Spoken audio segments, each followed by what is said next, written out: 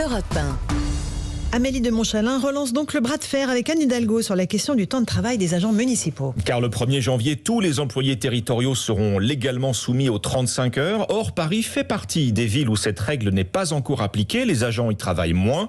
Sur Europe 1 ce matin, la ministre de la fonction publique adresse donc cette mise en garde à Anne Hidalgo, maire de Paris et candidate à la présidentielle. Il y a un cas particulier qui est un cas qui pour moi est à la limite de la République et surtout de la responsabilité qui est celui de la mairie de Paris. La mairie de Paris est la seule métropole et commune de France où le tribunal a contesté le règlement du temps de travail et c'est surtout la seule commune qui hier m'a fait parvenir une lettre m'expliquant que tribunal ou pas, il ne changerait rien. Moi, je pense qu'Anne Hidalgo se fourvoie sur une ligne dangereuse et qui n'est pas républicaine quand on se présente aux plus hautes responsabilités du pays. Elle pense manifestement que le calendrier des élections présidentielles va lui permettre de repousser un dialogue social qui est nécessaire. Et je le dis, on ne peut pas s'asseoir sur une décision de justice. J'entends dire certains de ses amis que ce serait une justice politique. Non, c'est une justice qui sanctionne une mauvaise gestion.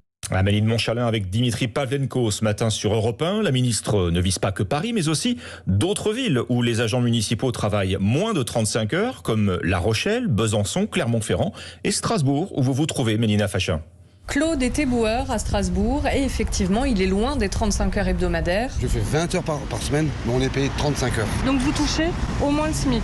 J'irais même un peu plus que le SMIC, pas beaucoup, un peu plus que le SMIC. 1500 € net par mois. Et il n'est pas le seul dans ce cas à travailler moins de 35 heures par semaine, comme le confirme Pierre Kunzmann, le président du syndicat autonome FAFPT. Il y a une grande partie d'agents qui travaillent moins, mais ça c'est lié à la pénibilité. Les éboueurs qui travaillent très tôt le matin, ou des gens qui travaillent très tard le soir, des horaires atypiques. Et puis pour tous les travailleurs dans le public comme dans le privé, il y a aussi une spécificité en Alsace et en Moselle. Madame le ministre doit méconnaître très probablement le droit local. Le temps de travail est diminué de 2 jours. Le jour de la Saint-Étienne, où donc le 26 décembre est un jour férié, ainsi que le vendredi saint. Mais ces 2 jours travaillés en moins n'expliquent pas forcément tout. Les 35 heures hebdomadaires correspondent à 1607 heures par an. Chez les agents municipaux de Strasbourg, il en manque 28 pour être conforme à la loi qui entrera en vigueur le 1er janvier prochain. Mélina Fachin, correspondante d'Europe 1 dans le Grand Est.